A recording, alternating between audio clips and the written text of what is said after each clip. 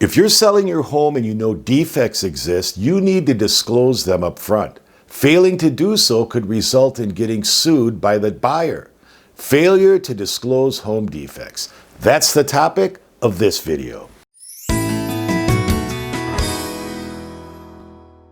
Hello again, everyone. I'm attorney Robert Flessis. If you haven't subscribed to my channel yet, maybe now's the time. Legal issues that you may have never thought about pop up in your everyday life. If you subscribe to this channel, then you'll know where to go to get answers. When selling your home with or without a realtor, it's imperative that you disclose defects that you're aware of, even if you repaired a defect before selling. Once you close on your sale, you don't want the buyer to come back years later and sue you for your failure to disclose. Lawsuits can arise even if you sold your parents' home or you were an investor selling a home that you rehabbed.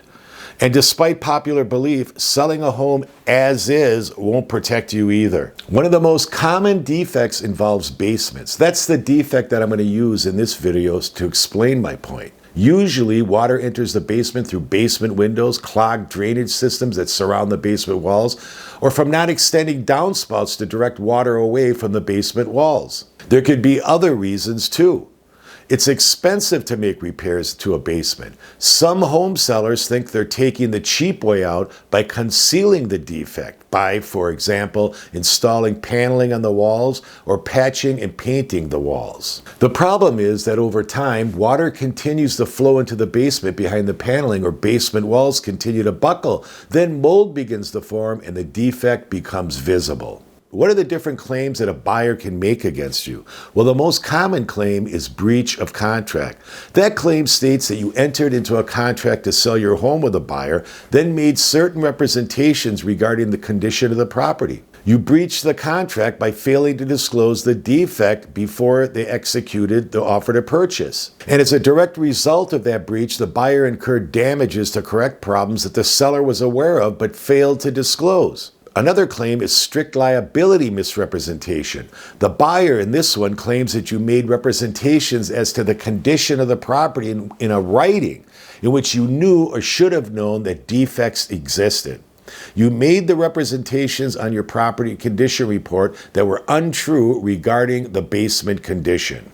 The home seller had an economic interest in the property, and the buyer relied on the representations that you made to their detriment. Another claim is for intentional misrepresentation. In this claim, the seller made misrepresentations in writing, knowing that they were untrue, but they made them recklessly. That means that they made the misrepresentations without even caring whether they were true or not.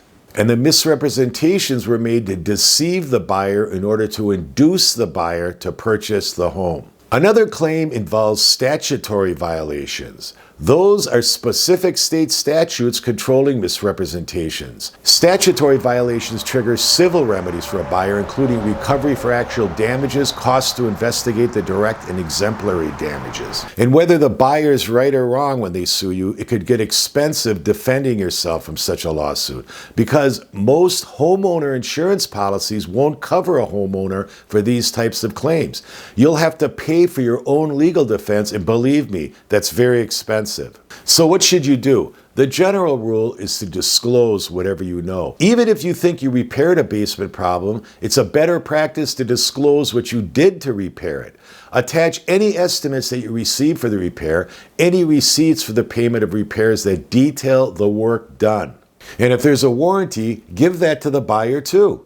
It's better to get everything out in the open before signing an offer to purchase. Then the buyer is going to feel more comfortable that they're dealing with an honest seller.